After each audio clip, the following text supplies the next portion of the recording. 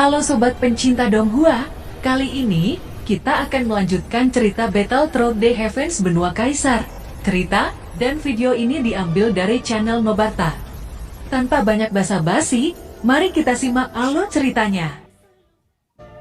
Melanjutkan dari cerita sebelumnya, saat ini hampir semua orang dalam keadaan dirasuki. Mata mereka menjadi merah darah dan keinginan membunuh jauh lebih kuat. Oleh karena itu di dalam hutan ilusi ini menjadi sangat kacau. Banyak pasukan saling membunuh karena dampak dari salju darah. Jika seseorang memiliki jiwa yang lemah maka hati orang itu terkikis oleh salju darah dan menjadi gila. Sebab itu banyak pembunuhan terjadi saat ini. Hampir semua tempat menjadi medan tempur. Dan banyak pedang tajam menebas dengan liar. Banyaknya semangat bertarung dan berbagai teknik bertarung membuat seluruh lembah menjadi gemuruh. Bau darah yang tebal menyebar dengan cepat. Bau darah yang tebal menyebar dengan cepat menembus seluruh lembah. Sosok Soyan yang berada di dekat lembah tidak terpengaruh oleh salju darah dan bulan darah. Itu berkat memiliki kekuatan jiwa nirvana yang sangat kuat dan tidak mudah ditembus. Bahkan kekuatan jiwa Dodi bintang 6 hampir tidak sebanding dengan Xiaoyan. Sedangkan Longyan sendiri dia mempunyai tubuh petir yang mampu menetralkan pengaruh salju darah dan bulan darah. Hanya Jin Wuchen yang telah dikendalikan oleh salju darah. Soyan yang melihat Wuchen kehilangan kendali segera melepaskan kekuatan jiwa dan membungkus Wuchen. Sejauh ini Xiaoyan masih memperhatikan pembunuhan di sekitar lembah. Sedangkan Wuchen yang tersadar masih bingung dengan apa yang terjadi sebelumnya. Saudara Wuchen, kita berada di tengah-tengah medan perang. Kita hanya bisa melakukan yang terbaik untuk keluar dari medan perang ini, ucap Xiaoyan. Longyan dan Jing Wuchen hanya mengangguk setelah mendengar ini. Segera mereka bertiga bersiap-siap menghadapi pertempuran besar. Xiaoyan bergerak dan menghantam Dodi bintang 4 dengan keras. Apa yang membuat Xiaoyan terkejut bahwa orang-orang ini tidak menghindari sama sekali. Semuanya harus berhati-hati. Orang-orang ini benar-benar kehilangan akal. Mereka bertindak seperti binatang buas yang kehilangan akal, ucap Xiaoyan. Xiaoyan yang berada di depan melihat tiga sosok yang mendekat dengan niat membunuh. Xiaoyan tidak berani meremehkan kekuatan mereka bertiga. Dia dengan cepat meningkatkan kecepatan aliran energi dan mengangkat tangannya. Api yang indah menggantung di telapak tangannya dan menghantam keras ketiga orang dalam satu serangan. Seketika ketiga orang itu berubah menjadi kabut darah. Sebelum Xiaoyan bisa menghela nafas lega, tiba-tiba terlihat tiga monster besar dengan wujud beruang. Itu sudah dalam jarak dekat di belakang Xiaoyan dan siap meluncurkan serangan mematikan. Xiaoyan mengerutkan kening. Pengaruh bulan darah benar-benar kuat. Bahkan tiga klan monster beruang tidak mampu lepas dari efek bulan darah ini. Xiaoyan menggunakan teknik langkah cahaya untuk menghindari serangan ketiga monster beruang. Xiaoyan melihat bahwa serangan dan kekuatan dari tiga monster beruang tidak sekuat yang dibayangkan. Pada saat ini ketiga monster beruang bahkan tidak bisa melihat bayangan Xiaoyan. Mereka hanya membabi buta menyerang sisa bayangan Xiaoyan. Setiap kali mereka menembak, mereka menikam teman mereka sendiri. Dan ketiganya semakin ganas untuk menikam satu sama lain. Penguasa Suan Api muncul dari tangan Xiaoyan dan membesar hanya dalam hitungan detik. Ketiga beruang yang melihat ini segera meraung keras ke arah Xiaoyan.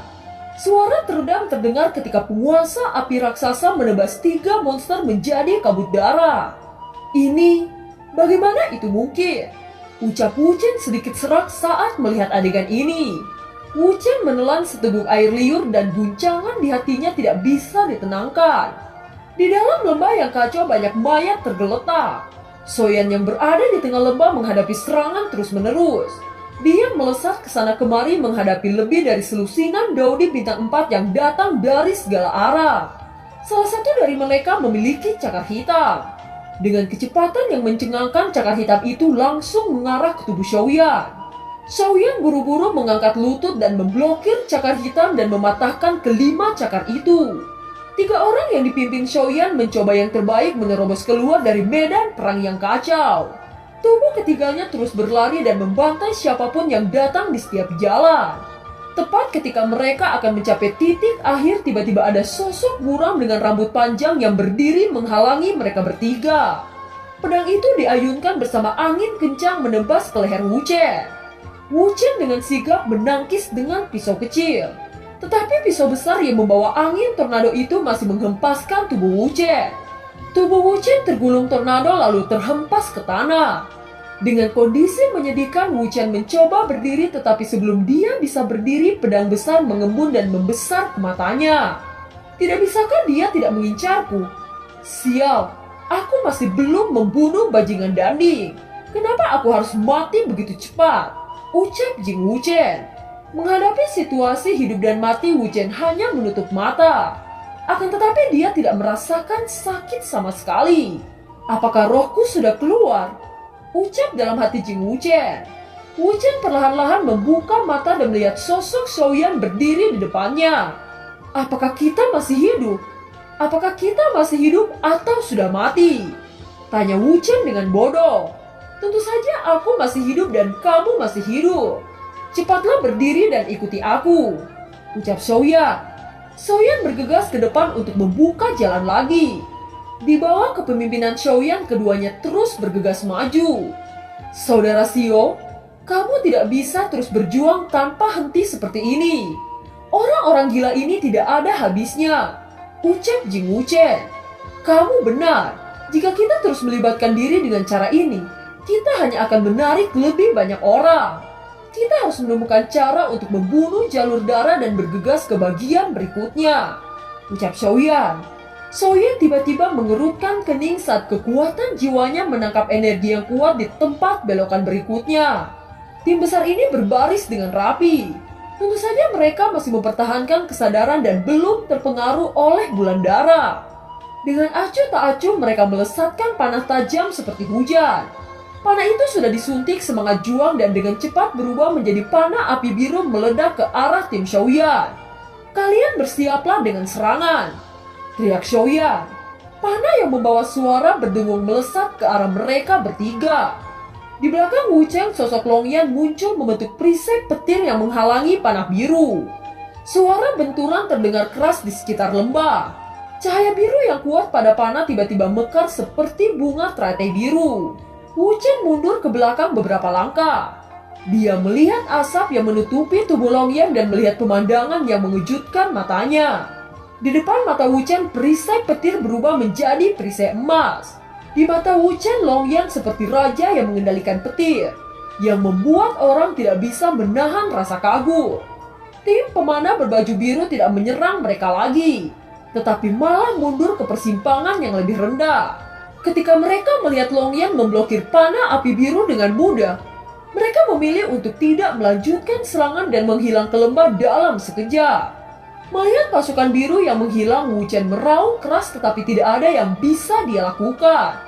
Karena pada saat ini panah terbang menembak seperti hujan walaupun kekuatannya jauh lebih lemah dari sebelumnya. Longyan berdiri di atas Xiaoyan dan membuka perisai emas bercahaya. Dalam sekejap panah terbang yang tak terhitung jumlahnya dipantulkan. Jing Wuchen menemukan bahwa semakin lama kontak dengan Xiaoyan dan Longyan, semakin kuat guncangan di hatinya. Dengan kesempatan langka untuk bernafas sepanjang pertempuran berdarah, Jing Wuchen dengan cepat menghubungkan semua guncangan. Pertanyaan dan spekulasi di dalam hatinya dan merasa bahwa semua pertanyaan di dalam hatinya mungkin hanya memiliki satu jawaban, yaitu orang di depannya adalah Xiaoyan yang menggemparkan daratan Dodi.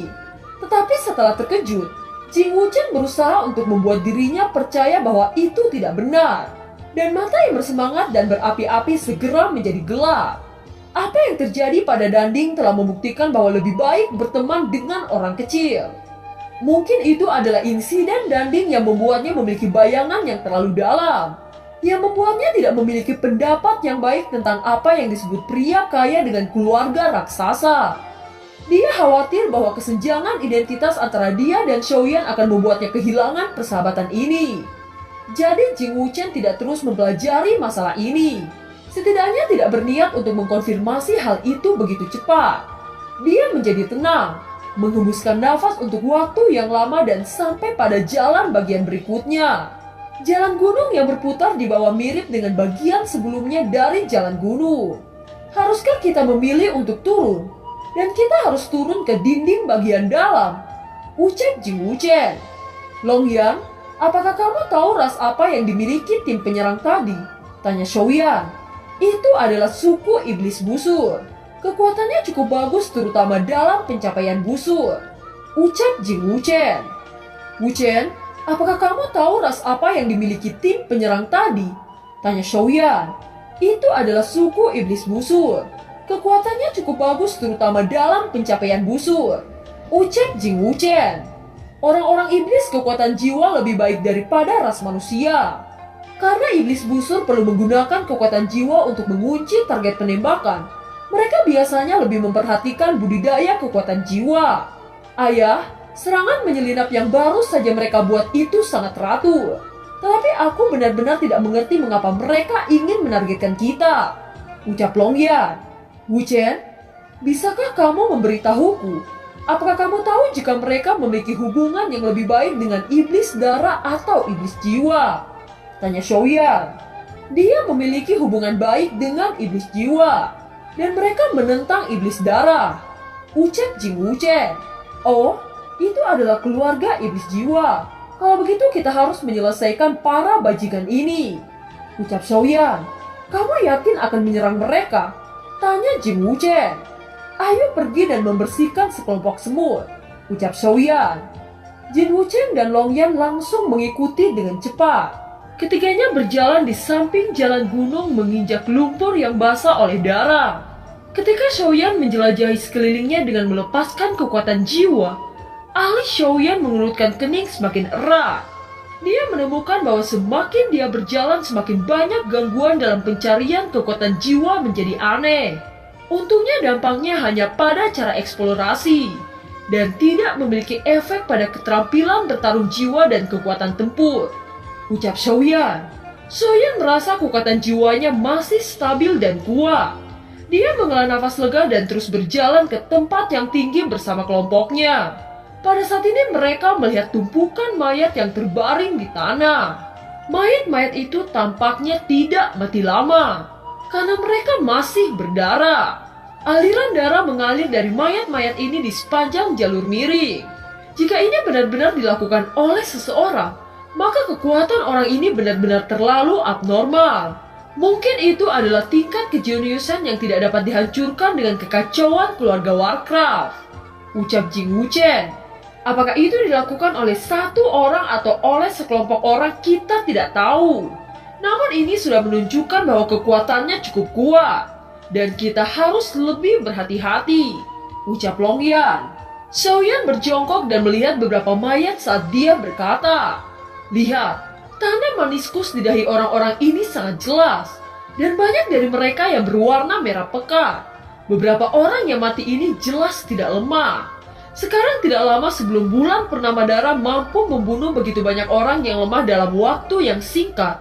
Aku hanya tidak tahu berapa banyak orang yang tersisa. Akan sedikit rumit jika itu adalah jenius tak tertandingi dan sekelompok besar penjaga. Namun untuk membunuh sekelompok besar mayat Daudi ini setidaknya mereka menderita beberapa kerugian besar.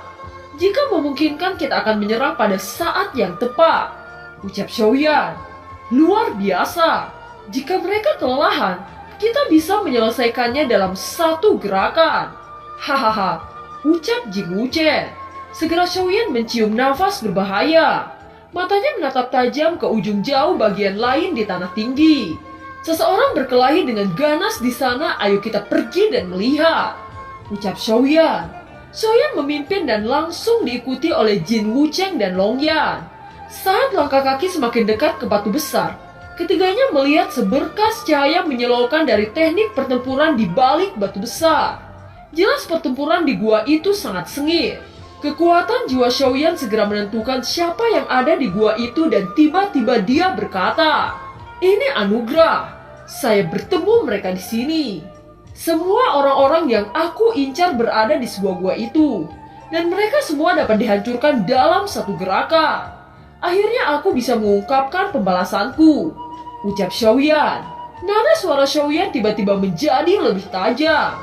Jin Wucheng tertegun melihat niat membunuh Xiaoyan untuk pertama kalinya.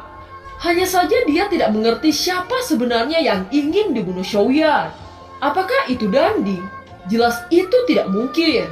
Sejak kapan Xiaoyan memiliki konflik di luar dengan Danding? Tetapi jika itu bukan Danding, tidak akan ada orang lain di sana. Jin Wucheng mengurutkan kening memikirkan hal ini. Kamu akan tahu setelah melihatnya, ucap Xiaoyan. Setelah mengucapkan kalimat itu, ia berjalan ke batu besar. Dengan setiap langkah niat membunuh diperkuat dan udara di luar gua menjadi sangat tertekan. Mereka bertiga dengan cepat berjalan ke batu dan berdiri diam setelah mendengar suara pertempuran di dalam batu menjadi lebih jelas.